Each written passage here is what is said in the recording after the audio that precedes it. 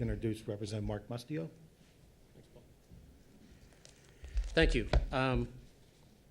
Representative Costa and I have worked on other issues before. Several years ago, he and I were on a different side of a liquor privatization issue, but we took a trip, I think, that we, Paul, to Washington State. And last year, Paul went to Illinois to investigate VGTs and the impact that they've had, the positive impact that they've had on the state of Illinois. He came back and said, Mark, you really should take that trip. And I did. And after I got back from that trip was when we received the letter from the casinos. And every sentence in the letter that they wrote was correct and factual. But the causation and the result was a deception. Anytime that happens to me, it I guess, motivates me to get more involved in an issue and really research it and check on the facts. Yesterday, we received a similar letter from the Meadows. They tried to do the same tactic, going back to 7 years before VGTs actually started to take operation in Illinois. And it's just a real shame. So I offer that to you today, and I would like you to go away from this press event today with three things. First, challenge the casinos on everything that they say. And I also would encourage you to go to the Illinois Gaming Board website and the Pennsylvania Gaming Board website. We need to diversify our business to capture more of the market with less reliance on the evolving brick and mortar casino operation. If you look at this map, if we had a state of Illinois here, you'd see the same thing. Casinos are popping up everywhere. You know, one of the things the casino supporters say is, well, they're our partners. Well, I'm in business in addition to being a state representative, and I have a partner, several partners. Partners work together to improve their business.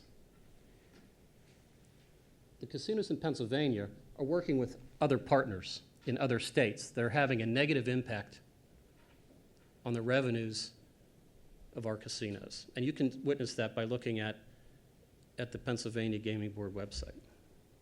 The third thing I'd like you to take away from today is that the only partner we have are the taxpayers. And we're interested in promoting Main Street, not Wall Street.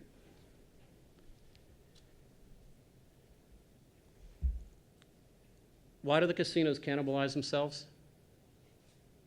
Greed. I'm interested in being greedy for the taxpayer of Pennsylvania.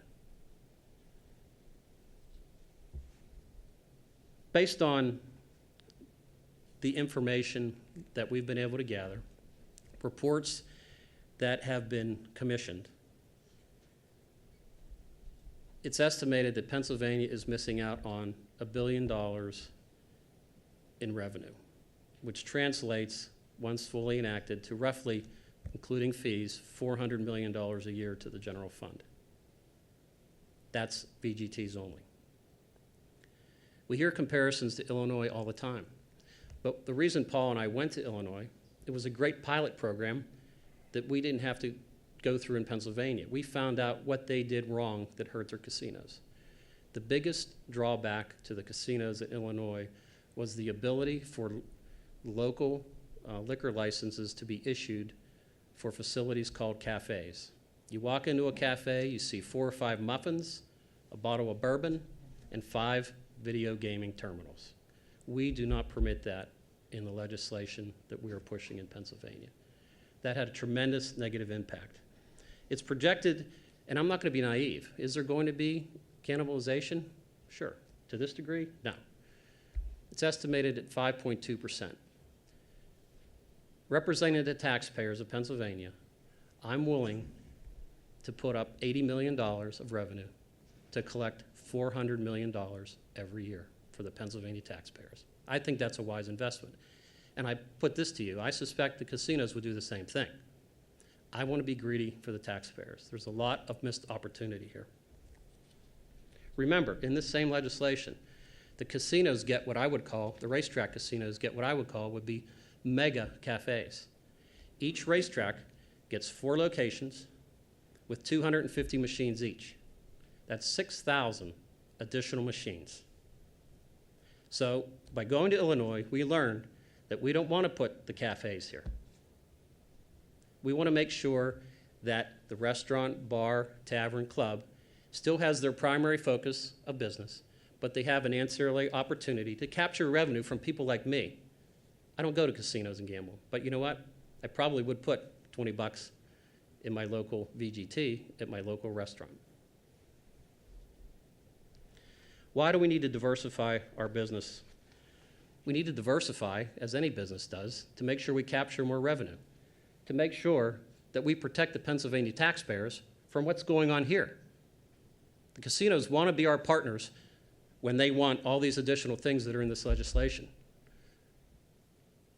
But they don't want us as a partner to succeed. We want, as representatives, we should want the Pennsylvania taxpayers to succeed, and this legislation will do that.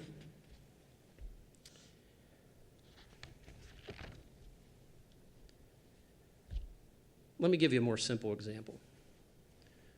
Dunkin' Donuts. I don't eat donuts. I know I look like I eat donuts, but I don't eat donuts. So I am never going to have the opportunity to go into Dunkin' Donuts and be sold to buy some coffee. So they're missing out on an opportunity to sell me coffee. But you know what? I was in Giant the other day. I could buy Dunkin' Donut coffee off the shelf. So they found a way to get to me. Now, does the local franchisee say, well, what the heck, I'm not going to be able to sell that guy coffee? Well, you know what? He never was going to sell me coffee because I was never going into that store for donut. That's all we're saying. We want, and that's a simple example, is that we want other opportunities to get revenue for our general fund. That's all we're asking, and it's very simple. But we have these mega billion-dollar corporations that are saying no. No to the taxpayer. They'd rather see PIT than VGT. Why? Because they're greedy. I don't want to be in partnership with somebody like that. I want to be in partnership with the taxpayers of Pennsylvania. Just as they've chosen to go into business with others in other states, we should choose to go into business with others too. Businesses that have been in our state many generations, some of the businesses, that have partnered with us aren't going anywhere, aren't opening up operations in other states since the 1930s, right? Think about it. That money that goes into that local tavern, restaurant, bar, club is going to stay locally in that community. That VFW is going to be able to give more money to help sponsor local charities, going to be able to probably have a better Veterans Day ceremony and service because we did something positive in Pennsylvania that these guys are trying to stop. That's why it should be Main Street instead of Wall Street. Greed for Pennsylvania residents and taxpayers, not greed for this. Look at this. If we had more time, we'd have put the years so you'd know when they all started to pop up. But I know we can get into a lot more detail, and those of you that want to talk more about it, I have a couple hours we can sit down in my office and go over it. But I challenge you, make sure you get specific details. And if they try to tell you one thing, please come to me for verification. I'd be happy to help correct the record.